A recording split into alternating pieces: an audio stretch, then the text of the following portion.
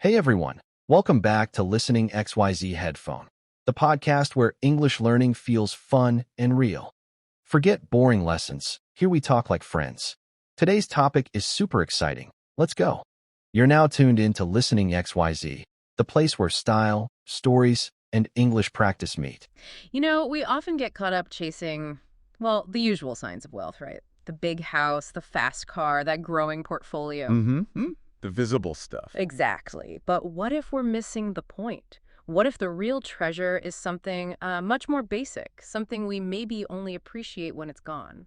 That's a powerful thought. Today, we're diving into exactly that. We're looking at a source called Health, the Real Wealth. It presents this really simple but profound idea. It really does. So our mission here is to unpack why this source positions health as, well, the ultimate wealth. We'll look at the specific insights and, importantly, the actionable steps it suggests, trying to cut through the noise for you. And it's fascinating, isn't it? The core idea is so simple, yet it really makes you question those deep-seated beliefs about what a rich life actually is. Definitely. So yeah, we'll explore how this material encourages us to rethink our priorities, focusing on the tangible benefits of this kind of wealth, the kind the source argues matters most. It's about what truly enriches us day to day. Okay, let's unpack this then. The source really gets straight to the point. It makes this core statement. Health is the real wealth. Unequivocal. Right. And I think it's important it doesn't just dismiss money. It acknowledges, yes, money is important. That's realistic. Sure, it has its place. But then comes the kicker. But if you lose your health, money cannot give you happiness. Wow. That really stops you for a second. It does. It reframes everything. It's not just philosophy, is it? It's a practical warning, maybe, that all the security we chase might feel hollow if we aren't well enough to enjoy it. And what's really interesting is how that changes our whole concept of value. The source isn't saying don't pursue financial goals. No, not at all. But it highlights the limits of money if your health is there. It forces you to think, okay, what's the actual use of all these things, possessions, experiences, if you don't have the health to engage with them? Yeah, imagine having everything, right? The mansion, the trips, the luxury. But if you don't have the energy to, walk around your own garden or really taste that amazing Right. meal or just sleep soundly, how rich does that feel then? It really pushes you to think about what's truly necessary for a good life beyond just the societal markers of success. And that leads right into how the source makes this so relatable. It doesn't just stay abstract. No, it brings it right down to earth. It describes these specific everyday joys of being healthy, things we all understand. It says a healthy person can enjoy food, can walk freely, can sleep peacefully, and can smile every day. Simple things. So simple. But think about it. Enjoying your food, moving without pain, sleeping well, feeling genuine joy. These aren't like lofty ambitions. It's fundamental. Exactly. They're universal desires, but maybe we take them for granted until they're compromised. The source presents these as the real treasures, the things money has a hard time buying back. You've really nailed it there. Connecting those small daily moments, the ability to enjoy, to move, to rest, to overall happiness is central to what this material is saying. Right. These are just trivial abilities. They're strong signs of a life lived fully, a vibrant life. And yeah, the source hammers home that money can't just magically restore these things once they're gone. It's a sobering thought. You could have all the money in the world, but if you're too unwell to savor things, to move freely, to find peace, even just to smile, genuinely, what's the point of the money? It gives you a very real sense of what's at stake. It really does. Okay, so understanding why health is so crucial is the foundation. Then the source shifts gears. It goes from the why to the how. Practical steps. And it frames them as 3 easy steps for protecting our health. I like that, easy. It cuts through all the complicated, often contradictory advice out there. Yeah, it makes it feel accessible. It suggests this isn't about some massive, painful overhaul. It's about simple, consistent things pretty much anyone can do. Precisely. Yeah. And as we look at each one, you see how they fit together. It's a really holistic view the source presents. Ah, okay. Physical health, mental well-being, they're linked. Yeah. Two sides of the same coin, These steps work together. It's about cultivating that overall richness the source talks about, simplifying things. Okay, let's get into the first one then. The source lays it out very clearly. Number 1, eat simple and natural food. Straightforward. It really is. In this world of like endless diet fads and complex nutritional science, that feels almost revolutionary in its simplicity, doesn't it? Eat simple and natural. It cuts through the noise. But what does simple really mean here?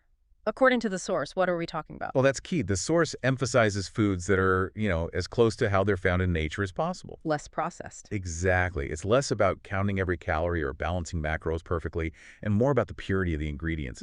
The idea is our bodies just handle whole, unprocessed foods better. Think an actual apple versus something apple-flavored. Right, with a huge ingredient list. Yeah. And there's a deeper layer the source hints at. This simplicity isn't just physical. It actually reduces mental load. How so? Well, think about the sheer number of process options. It's overwhelming. Designed for convenience, maybe, but it leads to decision fatigue. Trying to figure out what's healthy among all that, it's exhausting. Huh. Never thought of it that way. So, by choosing simple, natural foods, you actually free up mental energy.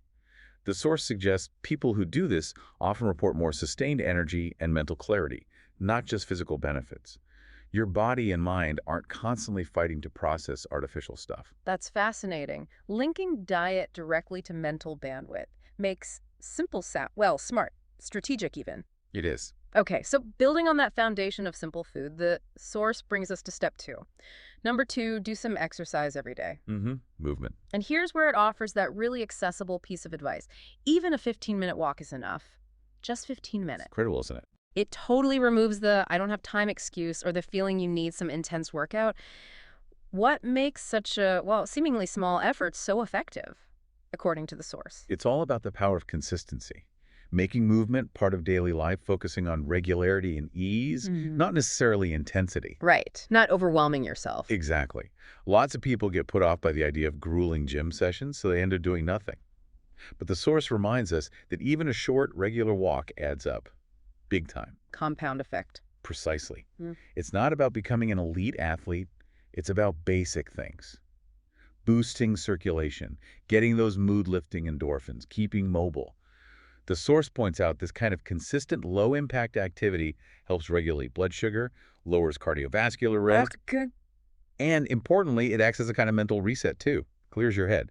It's about building a habit you can actually stick with. One that feels good, not like a punishment. That accessibility is why it works. I like that reframing. Exercise is a gentle ritual, not a chore. Yeah. Okay, but physical health is only part of it, right? Absolutely. The source really emphasizes the mental side with step 3.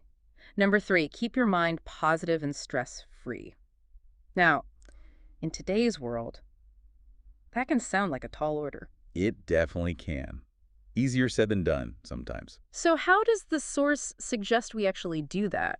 How do we cultivate positivity and manage stress effectively? Yeah, it's a crucial piece, and the source treats mental well-being as just as vital as the physical steps. It draws a really strong line between your mental state and your overall health. Yeah, okay. It explains that chronic stress isn't just, feeling worried. It has real physical effects. It messes with your immune system, your sleep, everything. The body keeps the score. Exactly. So the source isn't saying pretend problems don't exist. It's not about toxic positivity. Good. It's more about consciously managing your internal responses, focusing on what you can control. It subtly nods towards things like mindfulness, maybe gratitude practices, setting boundaries, practical tools. Things you can actively do. Yes. So stress-free isn't about eliminating all external pressures. It's often impossible. It's about building resilience, developing ways to navigate challenges without letting them overwhelm you physically. It's about creating an inner environment that supports all your other health efforts, so you can actually enjoy life. That makes sense. Nurturing your inner state. So as we wrap up this deep dive, the source brings it all back together with this really potent final thought. The takeaway. It says, remember this. Without health, wealth is useless. But with health, even a small life feels rich. That just hits differently, doesn't it? Redefining rich. It absolutely does. If you zoom out, it broadens the whole idea of a rich life beyond just stuff, beyond accumulation. Yeah. It connects richness to your capacity to experience life, to enjoy things fully. That's the so what for you listening. Your quality of life, your ability to follow your passions, connect with people, find purpose. It's all tied to your health. Fundamental. It's having the energy, the clarity, the physical freedom to really live, to move, engage, create. And this kind of wealth, the source implies, grows with care and attention. No. And everyone has access to it. What a fantastic exploration of such a core truth. We've looked at this simple yet really profound wisdom. Health truly is the ultimate wealth, and the source makes it tangible, right, with those benefits and those clear, actionable steps. Very clear. It definitely encourages all of us to pause, maybe rethink our own definitions of what wealth and well-being really mean. And perhaps that leaves you with a question to ponder. How might consistently prioritizing these 3 easy steps, the simple food, the daily movement, the positive mindset, how might that genuinely change your day-to-day experience? How might it reshape what a rich life looks like for you? A powerful thought to end on. Thank you for joining us for this deep dive. And as the source wisely puts it, stay healthy, stay happy. That's it for today's episode. Tell us in the comments what you think backhand index pointing down.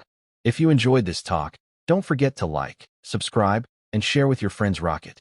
Remember, listen, learn, level up. Fire. See you in the next episode.